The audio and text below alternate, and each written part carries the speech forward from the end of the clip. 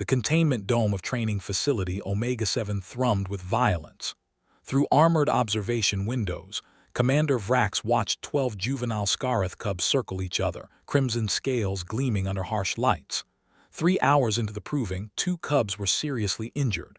One might never regain full use of his left forearm, an accepted casualty in the sacred ritual determining pack hierarchy. "The human consultant has arrived, Commander," his aide chittered. The door hissed open.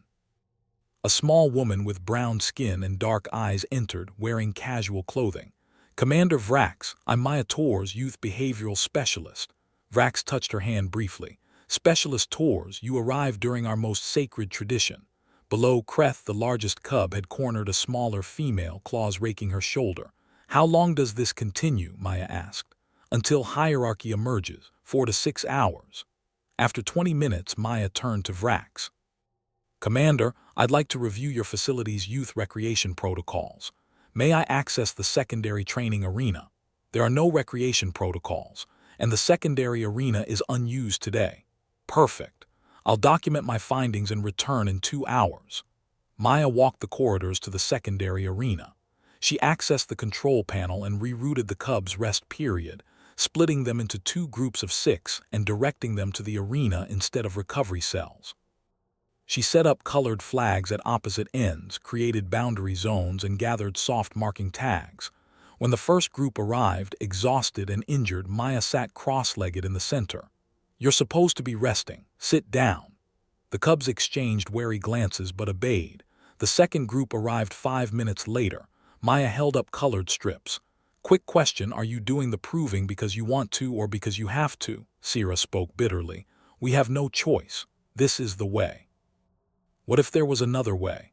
A way to figure out who's good at what, who should lead, scout, or strategize, all without anyone getting hurt? Kreth growled. "Impossible. Strength determines rank."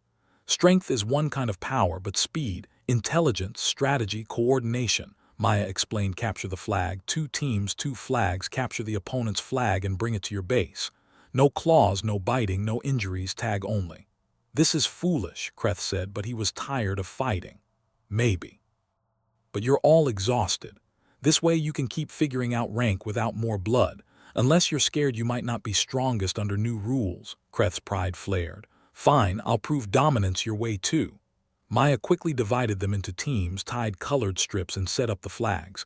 "Go." For the first few minutes, chaos. Instincts screamed for combat. Kreth reached Vex and swung, then stopped, retracting claws to touch his shoulder instead. Tagged. Vex back to base, count to 5, rejoin. Sira discovered that without direct combat, her speed was devastating. She slipped past defenders, grabbed the flag, sprinted back. Blue team scores again. Something shifted. Tails wagged, not with stress but excitement.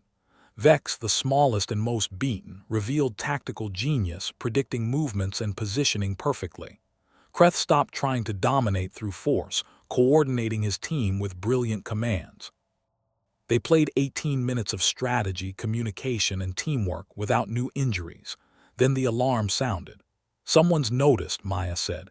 "Listen, you've proven hierarchy can emerge without tearing each other apart." Kreth, tactical leader; Sira, fastest; Vex, strategist. "Everyone here has value beyond who can hurt whom." "But the proving," Kreth began. "Finish it however you must. But remember this, you're stronger together than when you fight each other." The cubs scattered as security personnel burst in. Vrax found Maya calmly reviewing data on a tablet. "Specialist Tors, the cubs were routed here instead of recovery cells." "My fault, Commander," she said smoothly. "I tested the routing protocols and corrected immediately. No harm done." In the main arena, the proving resumed. But something was different. Kreth no longer brutalized opponents. He fought with precision, accepted submission immediately, and coordinated his team.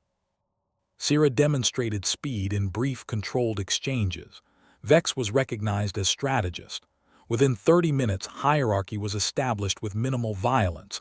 Kreth at front, Sira and 2 others as lieutenants, Vex as strategist, others in clear roles. "Unprecedented," Vrax said.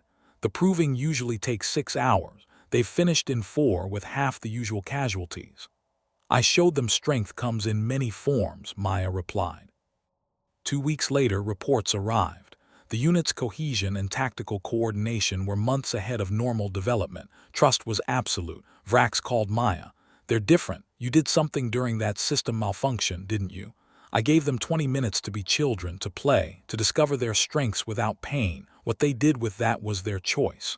You violated protocol." "I did. Or improved it," Vrax admitted. "Even warriors are children first. Play can teach what pain cannot." 6 months later, whispers spread about the game. Cubs secretly organized capture the flag during rest periods. Units emerged faster, stronger, more cohesive. Maya had planted a seed in a secret 20-minute session. 12 exhausted children and a ball in an empty arena had changed the galaxy, not through force but through play.